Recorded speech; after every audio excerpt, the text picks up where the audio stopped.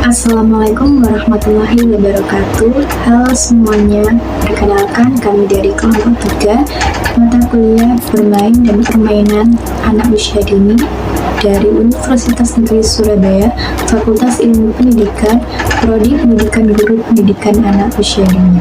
Pada kesempatan kali ini, kami akan membahas materi tentang bermain dan alat permainan menurut para ahli. Di sini anggota kami yang pertama yaitu ada Valentina Fedianti dengan NIM belakang 103, yang kedua ada Anisatul Ula Zikra dengan NIM belakang 046, yang ketiga ada Salsabila Adinda Putri dengan NIM belakang 055, dan yang keempat ada Sari Sumayah dengan NIM belakang 103, dan yang kelima ada Grace Dian Latimena dengan NIM belakang 111-nya. Topik pembahasan materi kami yaitu yang pertama ada biografi tokoh De Crowley, yang kedua model bermain dan alat permainan menurut De Crowley, yang ketiga ada biografi tokoh Vygotsky, yang keempat ada model bermain dan alat permainan menurut Vygotsky, yang kelima ada biografi tokoh Harlock, yang keenam model bermain dan alat permainan menurut Harlock, yang ketujuh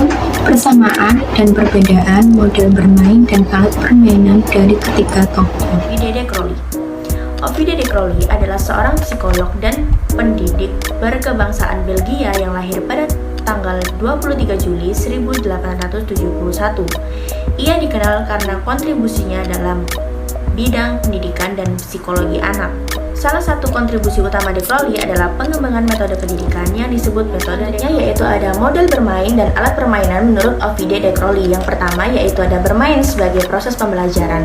De Crowley meyakini bahwa bermain adalah cara alami di mana anak-anak belajar dan juga bermain. Anak-anak secara sukarela terlibat dalam kegiatan yang mereka nikmati dan dalam prosesnya mereka belajar berbagai keterampilan, konsep, dan pengetahuan. Yang kedua yaitu peran alat permainan. De Crowley memandang alat permainan sebagai sarana penting untuk mendukung pembelajaran anak. Alat permainan seperti puzzle dan juga papan dapat digunakan untuk memfasilitasi eksplorasi dan eksperimen anak-anak. Yang ketiga, aktivitas bermain yang terstruktur. De Crowley percaya bahwa bermain bisa lebih bermanfaat ketika ada struktur dan panduan yang mendukungnya. Lalu yang terakhir ada bermain sebagai sarana pengembangan sosial. Selain aspek kognitif, De Crowley juga menekankan pentingnya bermain dalam pengembangan kemampuan sosial anak. Bermain bersama dengan teman-teman mereka membantu anak-anak belajar berbagi, berkomunikasi, dan bekerja sama. Selanjutnya ada biografi Lev Vygotsky. Lev Vygotsky lahir pada tanggal 17 November 1896 di Orsa, Belarus. Orang tuanya dikenal memiliki kepribadian yang tegas.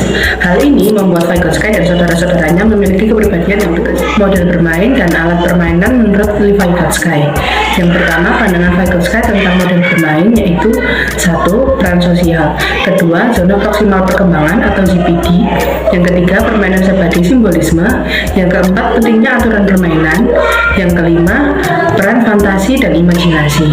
Lalu ada alat permainan menurut Vygotsky. Yang pertama, alat imajinatif, yang kedua, blok bangunan, yang ketiga, puzzle, dan yang terakhir ada biografi Harlock. Harlock adalah seorang psikolog Amerika terkenal yang lahir pada tanggal 14 Agustus 1898 di New York City, Amerika Serikat, dan meninggal pada tanggal 31 Mei 1992. Ia dikenal atas kontribusinya dalam bidang psikologi perkembangan anaknya. Ada model dan alat permainan menurut Harlock.